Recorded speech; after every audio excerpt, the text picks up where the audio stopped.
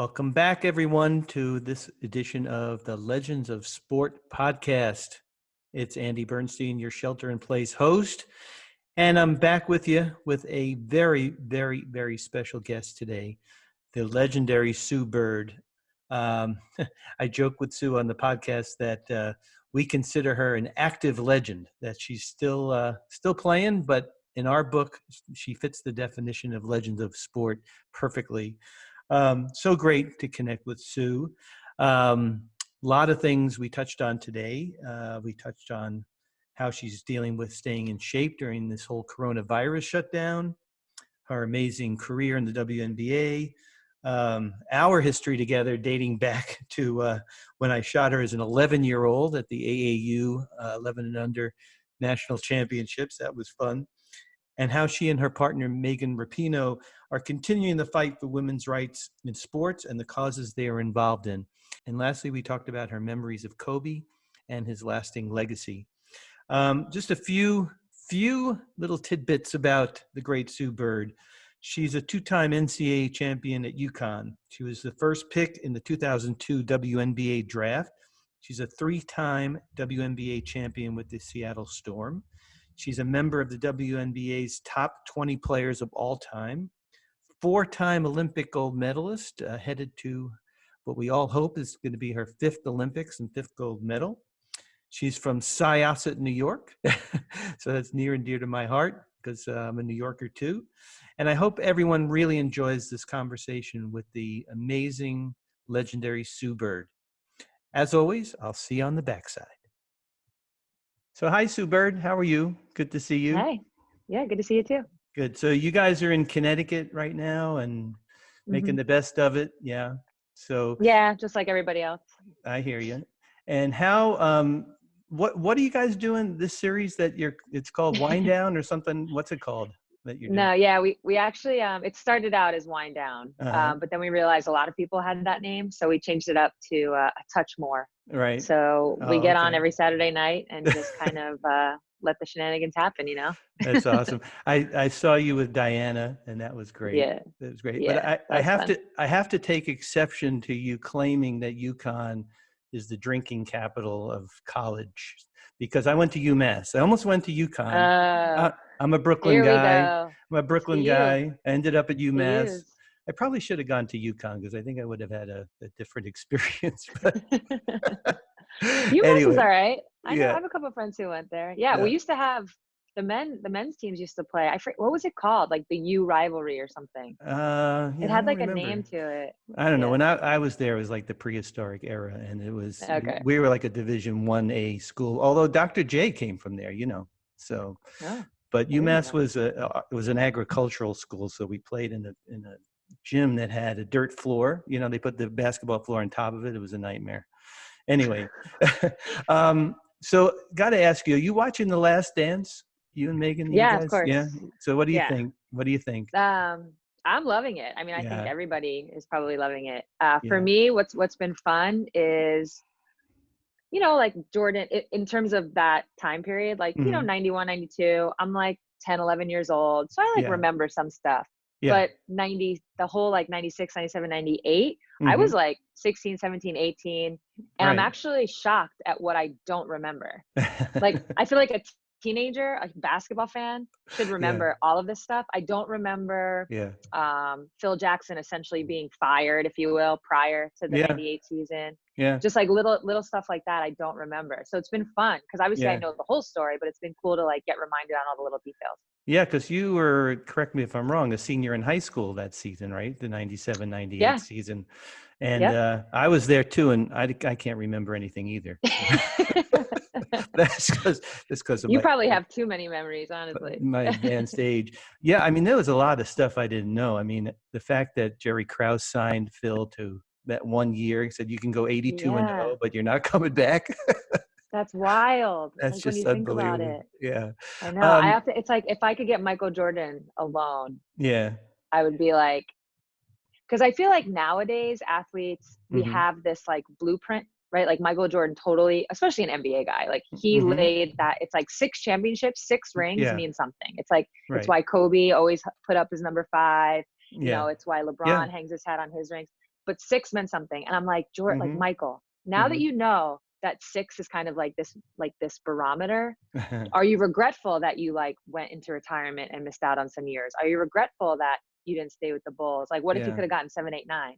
That's like the one question I would love to ask him. Yeah, I mean, you know, you could say that to Shaq and Kobe too. I mean, if they had That's stayed true, together, that's true. God knows how many they would have won. But who did you pattern your game after? You know, women or men? Because Yeah.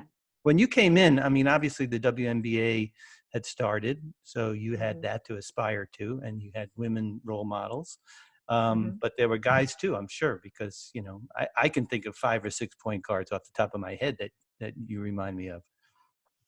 Yeah, so it's interesting because growing up, to your point, there wasn't a WNBA yet. So you could like catch a college game every now and then, but that was really only in the Final Four. Right. So I remember I was a huge Knicks fan growing up, and like, believe me, I didn't model my game after this guy, but Kenny Skywalker was like my guy. Like, Really? loved, yeah, because I don't know, I was a little kid. He had a flat Okay. top. He was like flying through the air. Loved him. Right. Then Right. as I got a little older, now we're talking like high school.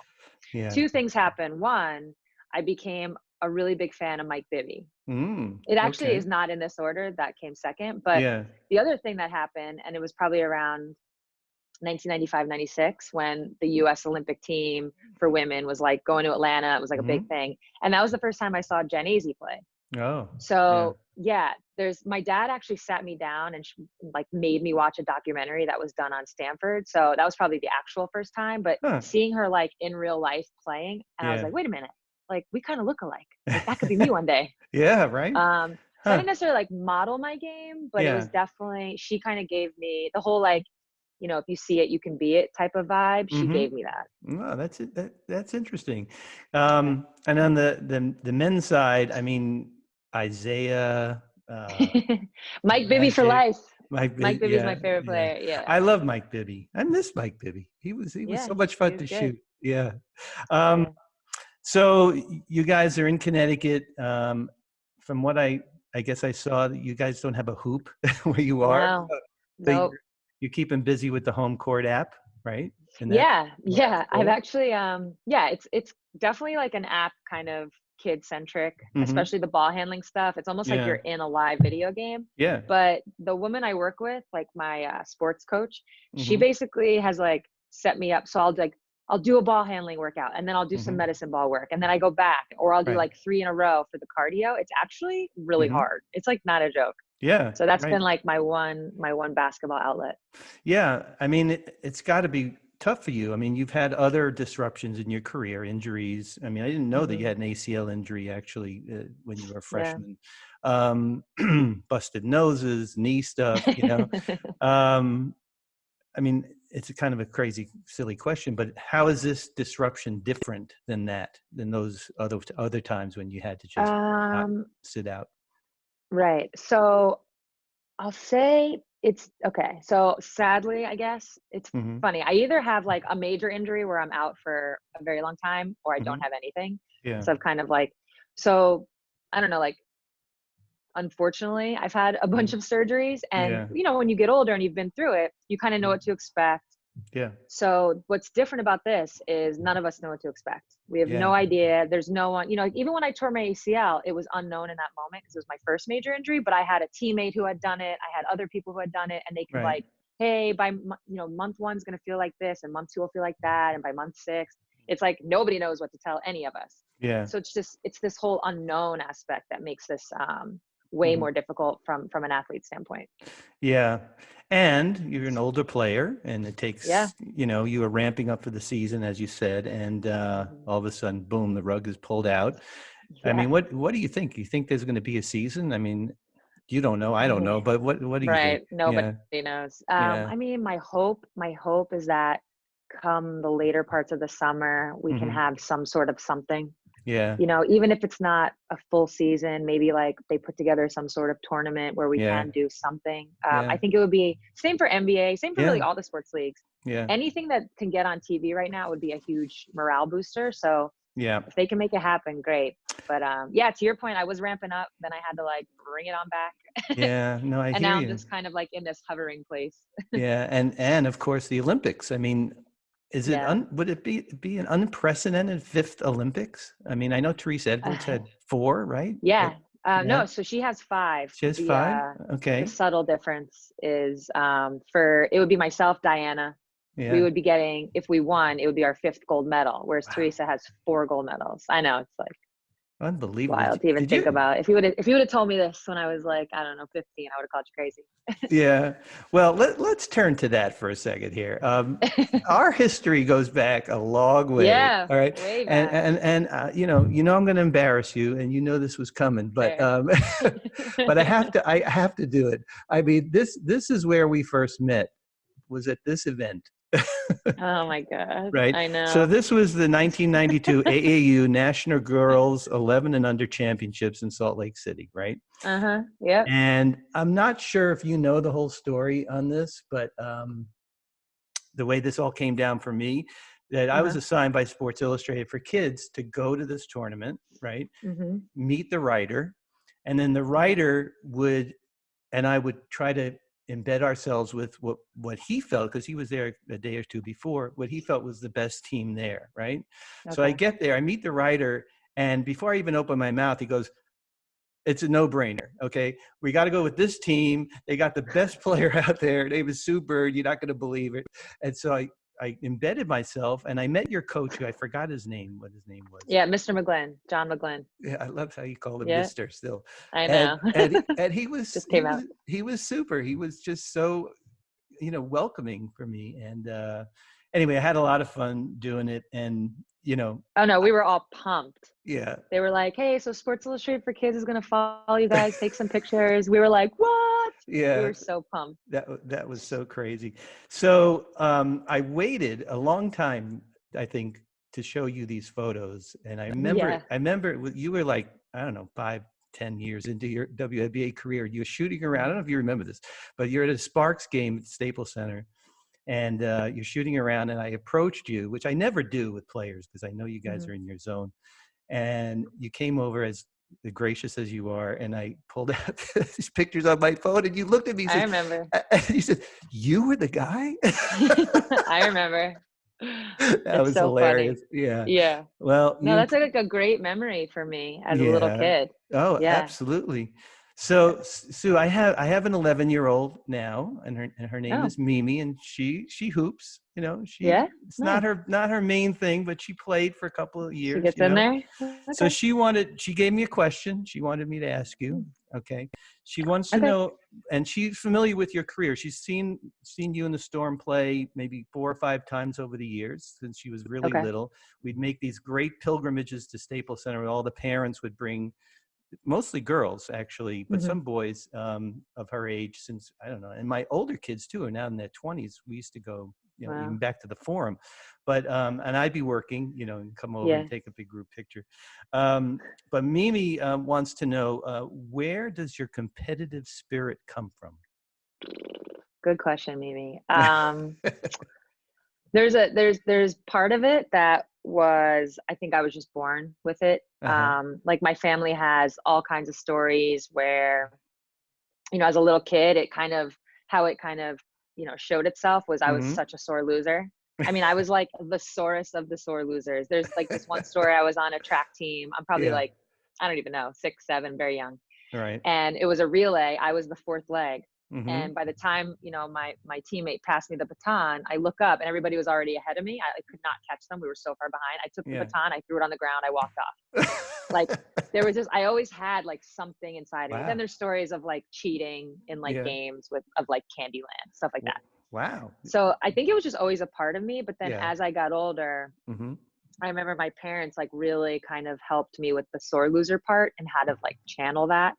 So those are like early conversations we had. And then once I found like high level competitive sports, that was it. I could just put it all into that. And from there you learn how to use it to your advantage, not, throw batons on the floor. Right. and the fire still burns, right? I mean, you still got it. It burns different, but it burns. Yeah, that's awesome. So I want to talk about your career. Obviously, I'm not going to go into all the accolades because we'd use up all our time, but and all your accomplishments, and I'll do that in the intro. after we're done. But, it's safe to say you've had an absolutely remarkable career.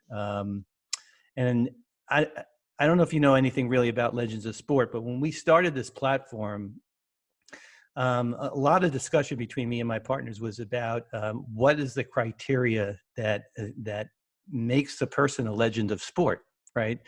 And we went back and forth a lot, and pretty much decided the person has to be retired and probably have attained their Hall of Fame of whatever sport they're in. And it's across the board of all sports, right? But there were a few exceptions, and we like to call them active legends, all right? So there's Tom Brady, there's Serena Williams, there's Tiger Woods, there's Roger Federer, and there's you. Hey, that's good company. Right. So welcome to the group, because it's an honor really for me to be talking to you and in the spirit of Legends of Sport. So you still got a lot of work to do. You got to probably win another championship. You got to win another gold medal, right? Of course, yeah. And I read that you said recently that you're trying not to beat Father Time. You're just trying to tie him. What does that? What does that mean? What does that mean? Well, it's interesting. Ever since I turned 30, I feel like, which is not looking like, now that I'm 39, like knocking on the door of 40, it's kind of laughable. But ever since I turned 30, the question's been like, how much longer do you want to play? How long can you keep doing this? And it's crazy to think about. Right. So then, all of a sudden I'm 35, I'm 36, I'm 37, and you're still getting the question. But at that point, I would say around 36 is when it really started to be like, okay, how much longer do I want to play? Right. And very quickly I realized that it mostly had to do with my health. It's not like, it's not like athletes go out there and they get worse all of a sudden. Right. You don't like forget how to play the game. You just physically can't get to the places you used to be able to get to and do the things you used to be able to do. Right. So you either have to reinvent yourself or just try to keep your body at a good. So when I realized health was going to be the number one, and people always say, oh, athletes, you can't beat Father Time, which you probably can't at some point. At some point, and I joke 40 is the new 30, so I'm not trying to put this on anyone, but at some point it does catch up. So I'm just saying, I'm actually not trying to beat him. I'm not trying to get back to where I was at 30. Right. I'm just trying to stay the same for like from here for like maybe another, who knows, year or two. Right. I can't go backwards. I am trying to go forwards either. So I'm just trying to stay where I am. Yeah, I hear you. You also said something very interesting when you were talking about your young teammates on the Storm a couple of years ago, and you said, I want to be a leader who shows them how to be great, end quote. It's very Mamba-esque, by the way, because I remember Kobe saying the same thing when he had a young team, towards the end of his career. How do you see your role on the team now? You are the wily veteran. I mean, you're the oldest player in the WNBA. I hate to rub that in, but you are. No, it's fine. Proud. It's all right. I'm the oldest photographer in the NBA. And there you go. So. Yeah, I guess the way I see myself is, again, trying to stay at a high level personally. Like I'm not on the team just to be, the veteran with the advice. Right. And who, I still want to be like someone who's performing, someone who's out there with these players. But I just think about when I was their age and, the way the Storm kind of evolved, myself and Lauren Jackson, we were like that 1-2 punch for all these years. We never really had, don't get me wrong, we had players older than us on the team, but not that had experienced what we had experienced. So I look at Stewie and I look at Jewel and I'm like, wow, like if I could just give them all the things I've learned, all the experience. Because at the end of the day, the one thing you can't speed up is experience. Right. But if you can have someone who's kind of like shedding light, it's on them to like make it their own and do it their own way. I encourage that. Yeah. But I also like to kind of help them along and speed up the process if I can. Right. And you had an opportunity to take your game elsewhere at some point, right? Yeah. And you decided to stay in Seattle. I know it was, you went back and forth on that a lot. Can you talk about Seattle? Because it's one of my favorite cities, not only in the WNBA and the NBA, but in the world, honestly. And we have very good friends up there and we try to get up there. And I miss going up there during the NBA season. And the NBA, the WNBA doesn't travel me unless there's a championship. So I don't get up there, unless you guys are in it.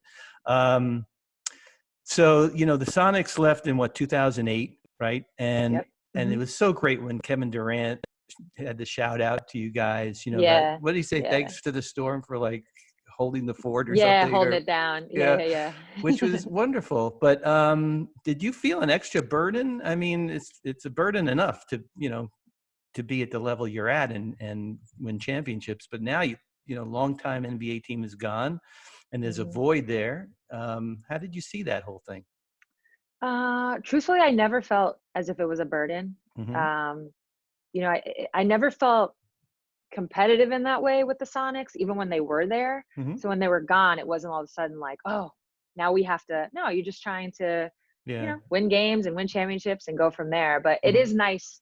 Like when Katie shouted us out, that was very, very cool of him.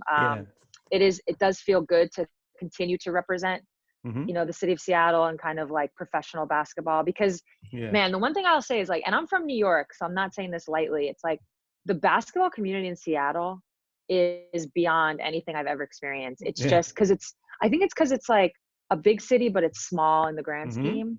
So it's big in that. And so there's a lot of players that have come out, but it's small. So it's like everybody knows everybody and everybody supports everybody. I mean, you could rattle off names, whether it's like Jamal Crawford, down to like even someone like Kelsey Plum, who's not even from Seattle, but because she went to UW, she's a lifer. So I think we all kind of feel that way. And it's nice to represent that community.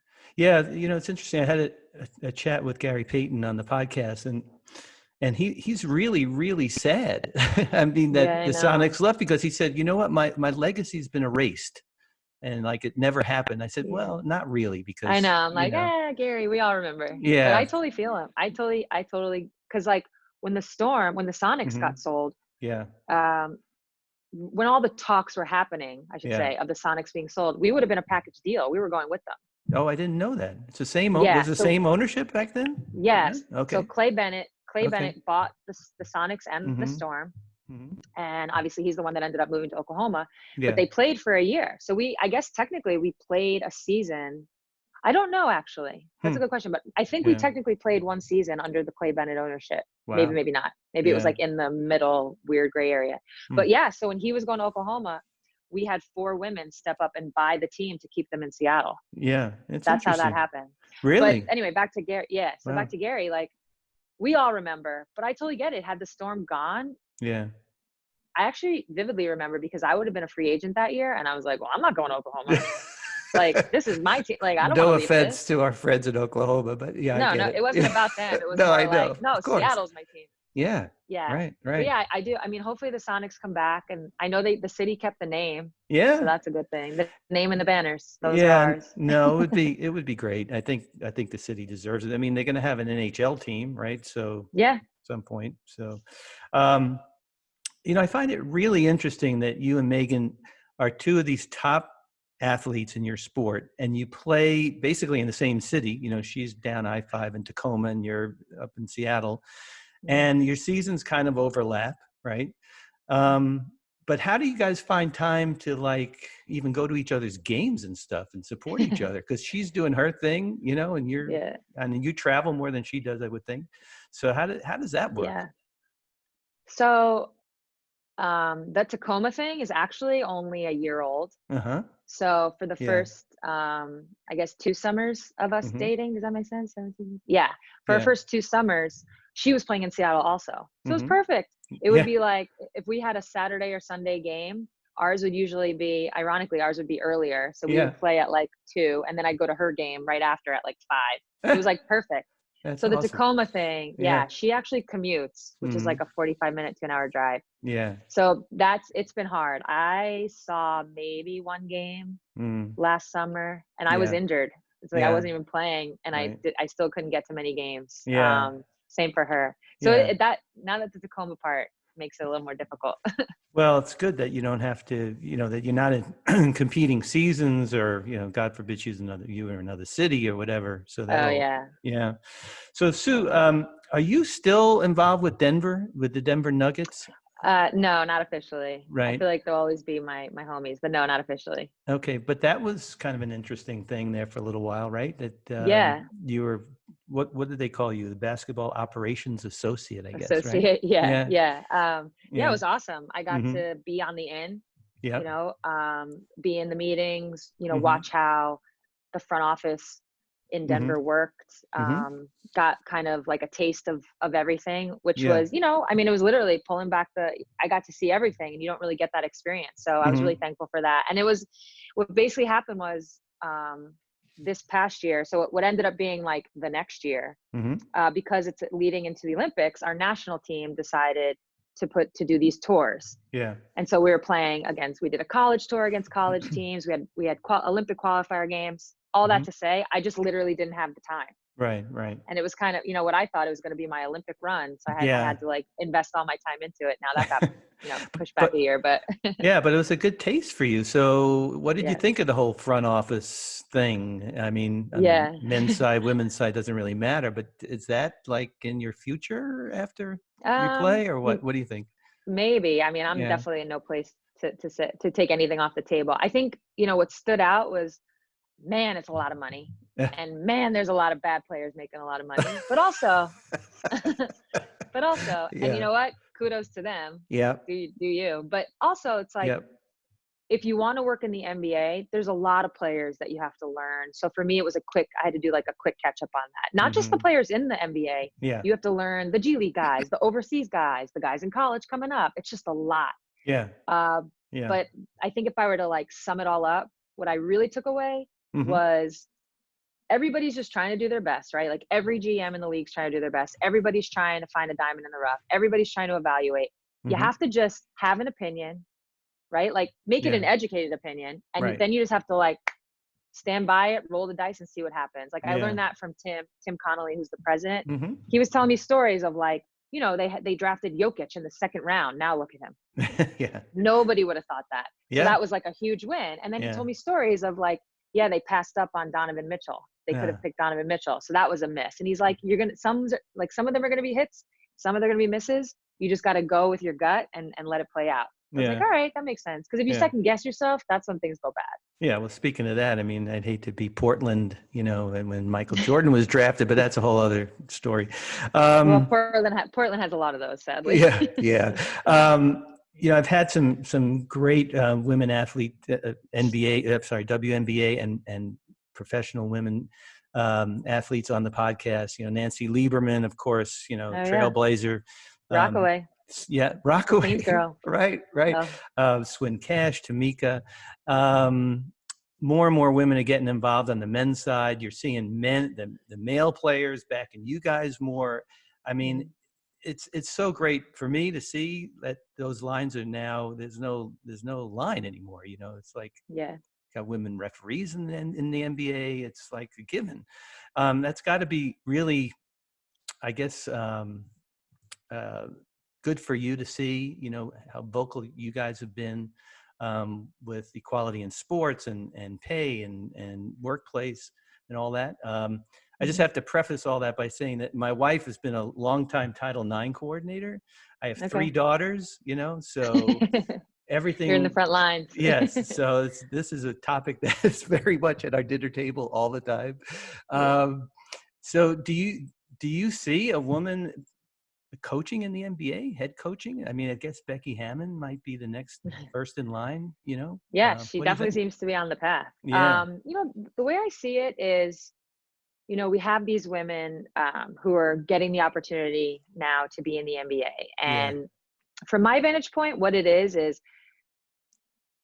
you have a lot of women who played professional basketball a long time and who have coached professional basketball a long time. Obviously, the names off the top of your head are going to be Becky Hammon. Mm-hmm. Another one who didn't have a playing career but had a coaching career is Jenny Busek, who's with Dallas, right, as an assistant. So you just have, I feel like now the WNBA is 20, I think 3 or so years old, and so you have these players and coaches with just like all this experience, Mm-hmm. all this knowledge, and now they're finally getting like tapped into this pool of people. Mm-hmm. And they're clearly the other thing I learned about being in Denver, they're not just given jobs to give jobs. Like these are competitive jobs. These are like, cutthroat, if you will, scenarios where you got to perform or else you lose your job. So no front office is going to hire a coach if they don't think it's going to help them win. Right. So with all that being said, right now with women in the game, I do think we're like knocking on the door, especially Becky, for someone to be a head coach.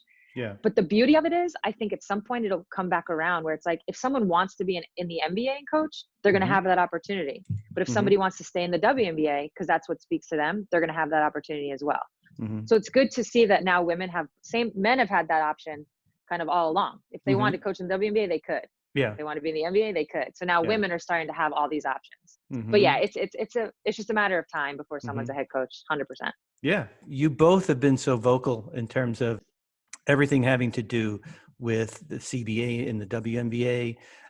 Megan, of course, was very out front and vocal with the Women's World Cup team and, getting equal pay or getting pay that was at least, fair to you guys. Yeah. How groundbreaking do you feel that the new CBA is for the women in the WNBA? I mean, the fact that you guys don't have to go to Europe to play anymore or out overseas. I mean, that's one thing, but can you just talk through that just a little bit about how important that was? Yeah, it's major. It's major. Yeah. The quick recap would just be, I think for a long time, we just had a lot of CBAs that didn't really represent our league and the difficulties that we face. Difficulty might not be the right word, but like you just said, a lot of us play overseas in Europe, and there's just, it's a different sports league than any other. Yeah. So, but our CBA didn't really represent that. The opportunities within the CBA didn't, the money, so it just wasn't. So now what this CBA did was basically like create a whole new framework, a whole new groundwork. Yeah. So we all joke, I think this is actually, I hope this is going to be like the CBA before the CBA, like the next CBA can be like off the charts, because this one really set us up for success. And I mean, we needed it. We needed something new. We needed something that represented us, like our talent and what we're doing on the court. That product is like next level. It's never been better. And we needed a CBA that matched that. And I think the best part, all in all, to bring it back around, is we just had a group of women, our players, those of us on the executive committee, who kind of like, we knew where our value was, and we weren't going to back down. And that's what you're seeing with Megan and her national team's fight as well. Right. Yeah, we had Shanae Agumake on a couple of weeks ago, and she's of course on the executive committee with her sister, who's the president, I guess, and she spoke very eloquently, just like you. And good for you for pushing that forward, because as a father with daughters and caring a lot about what happens to her as she gets older, my little one, and equal opportunity and all that, not just in sports but across the board. I mean, across the board, women still making 80 cents to the dollar of what men make, and that's just wrong. So it takes somebody like you and what you guys are doing to really get that out there as an issue. Like you said, women are hot right now. Women's issues are hot, right? They are hot. Thankfully. So, we'll take it. Yeah. So it's been cold for too long. Yeah, I hear you. Well, I wanted to talk about a couple more issues that are important to you guys. Most recently, I saw that you and Megan are promoting the Hunger Not Impossible cause, which I'd like to say that we donated to. Right, because I thought it was fantastic. How is that going? Because I know that was starting off in a couple of cities. Is there any news on that? Updates? Yeah, I mean, I wish I'm not prepared, because like with every day, every week that goes by, we actually every time we go live on Saturday night, we give a quick update on like where the numbers are, how it's looking. I forget off the top, but yeah, we started off. It was like a cool way to both give and basically what it does is you essentially donate. You can do it. It's so easy, and you're basically donating meals, like meals that are going to go directly into kids' mouths. Yeah. So it's kind of almost like, for lack of a better comparison, Ice Buck Challenge-ish, in that we wanted to like pass it to people. Yeah. And then those people donate and pass it to another person, maybe a friend, or maybe, some sort of, public figure, where it kind of, so now, and it's starting to branch out into different cities. So we definitely, we're kind of Seattle centric at first, but actually, Caruso from the Lakers, Alex, he just posted about it. So it's in LA, and it's, That's good. Yeah. Good. Yeah, NECA in Houston. So it's definitely branching out, and the numbers look great. Again, I don't have them off the top, but it's feeding kids, and obviously we're in a situation right now where that's not only needed, but for Megan and I both, any way that we can help, we were just going to try to do that. No, I love that. I think it's great, and however we can help with promoting it on social media, whatever, we will. Okay. I was really intrigued by the whole cannabis thing with Mendy, by the way. And I'll tell you why, because I went to Seattle. My wife and I went to visit our friends, and we were in the market, and there's like 900 different CBD vendors there, which really was kind of bizarre. But I have a bad back, and I've had one for years, and somebody really eloquently told me how this would help me, and I got it. It actually helps, and I love it. Okay. So so your involvement with that is what, as a spokesperson, but you use it yourself, of course, right? Yeah. So yes, I am a spokesperson. It's actually Megan's twin sister's company. Oh, okay. Her and some of her friends / like cohorts started it. And I think the best things about it are pretty quick and neat. First of all, it's just CBD. Like there's no THC in it. And as an athlete, that you have to make, that's like a very important distinction, because when it comes to drug testing, it can get very complicated for an athlete.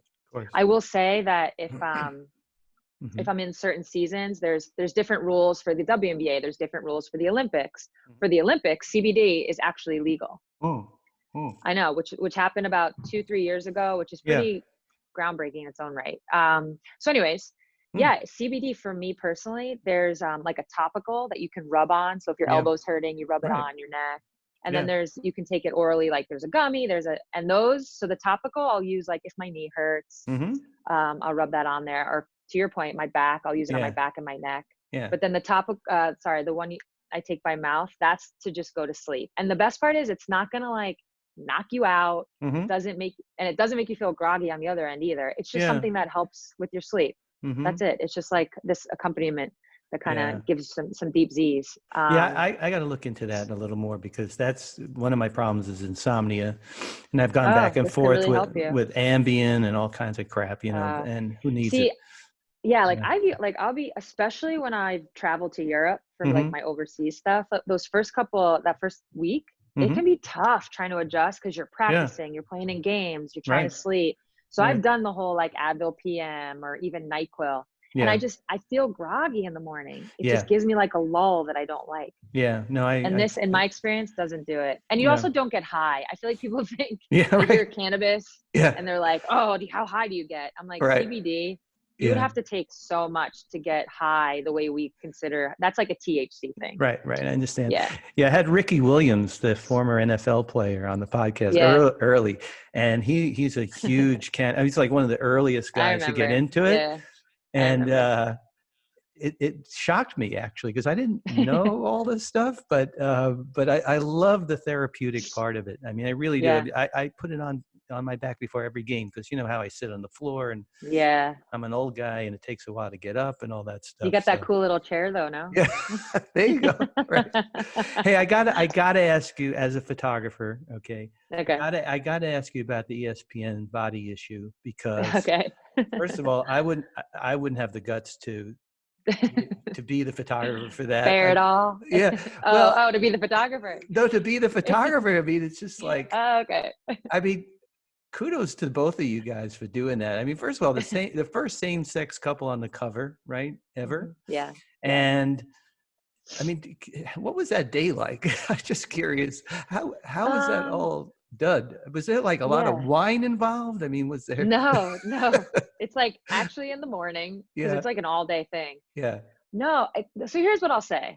Well, Megan had done it before. I think she's like the only two-timer. So she had done it before. So she knew exactly what to expect. And for me personally, maybe if I was younger, but like, I think I was 30. It's only a couple years ago. So probably like 37. I mean, the amount of teams and locker rooms and, showers that I've had to take, it's like, I'm so numb to being naked around people. And don't get me wrong, a locker room with your team is not the same as strangers with video cameras and and cameras like constantly snapping. Yeah. But at some point you just kind of like, Yeah. in a locker room, at some point you just get numb to it, you tune it out. And so I felt that was very similar. Like I was like, all right, whatever. This is like, it's all a job for everyone. So let's just do this. And then once that robe comes off, you're just kind of like, it's almost easier to keep it off. Yeah. You're just like, all right, let's go. Next one, next one, next one.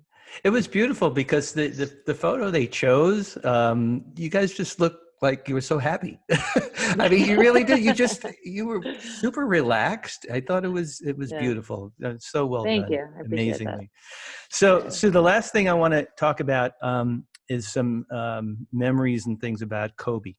And as you know, Kobe and I go back to his rookie year, and still can't process this tragedy of he and Gigi. I just I have times I wake up in the middle of the night, just can't believe it. And I'm sitting here in my office. I got stuff about him and photos in front of me and all over, reminders. Do you have one story you could tell all of us about your relationship with him and what he meant to you personally, or what he meant overall to women's basketball, women's sports? I mean, I know that's a big question. Yeah, absolutely. But so as far as a quick story, I've told like a bunch. I'm trying to think of like a different one to give you. I think what's something that always stood out.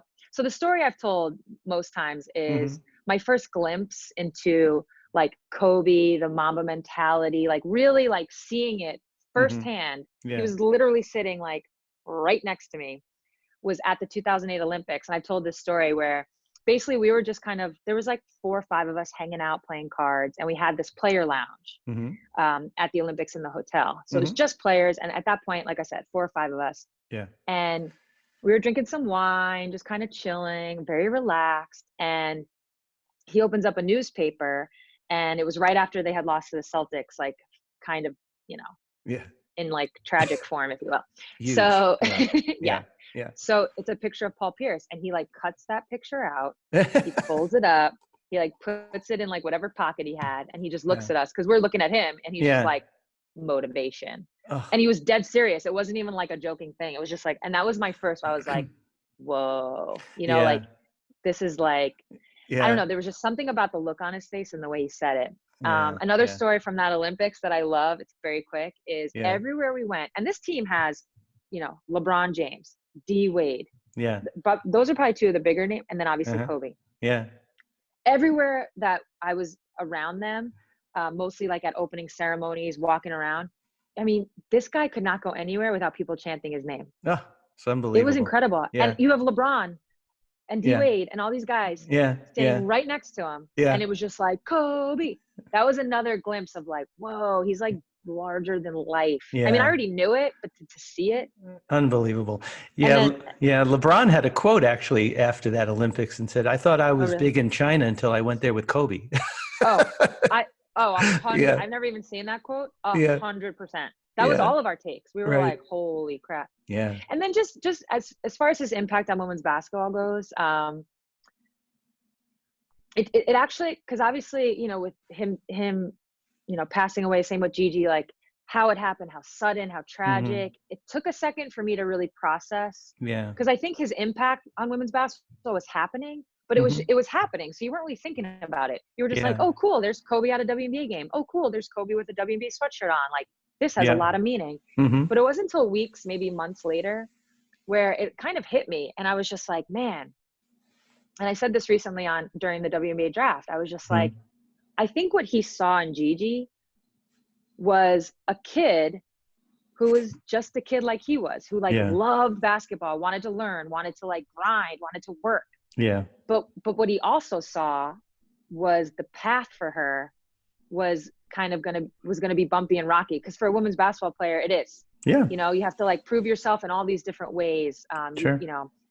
It's not the same as men's basketball. And I think he was on this journey through Gigi that was going to change the landscape of women's basketball, because he wanted that for his daughter. And then what that was going to do was, it was going to trickle down onto us, like whether he meant it to or not, it was. But also he was taking Gigi out, and he was showing her great women's basketball, and he was showing her just great athletes. Yeah. I mean, there's how many pictures, I'm sure you have taken many of them, where he'd be like, hey, Luka Doncic, come take a picture with my daughter. Yeah. And that's what happened. Megan and I at the WNBA All-Star game this year in Vegas, he was just like, hey, you too, can you take a picture with Gigi? Yeah. I was like, yeah, of course. Yeah. He just wanted her to be exposed to all this greatness. And It like was I said, beautiful. it was gonna impact all of us. Yeah. Which it did, it has, it will continue to. And the fact that she was destined, it looked like, to go to UConn, how Yeah, cool I know, how cool would crazy. that have Yeah. been? Yeah. I think my favorite was reading about how she was like tore up when UConn lost in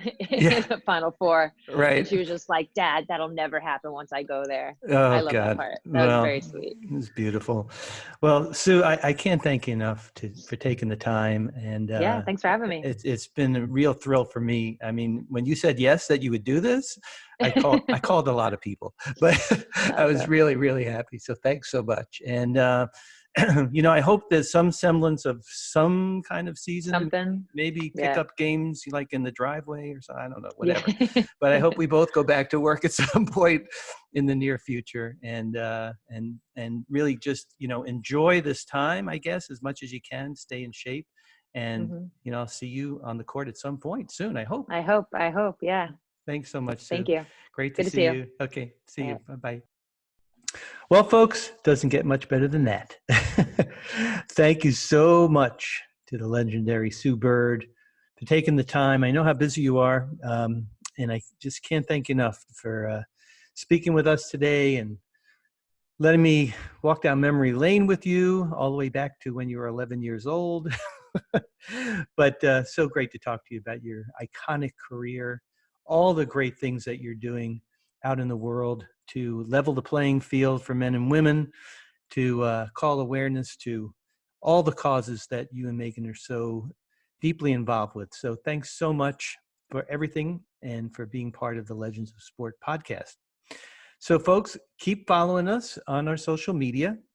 Instagram is @Legends of Sport, Twitter @Legends_of Sport, and our blog, legendsofsport.blog, and my photography @ADB Photo Inc. Really, really, really happy to have brought this podcast to you guys today. We have many more coming, so keep tuning in, keep downloading, and tell your friends. Until then, folks, we'll see you next time. Stay well and stay safe.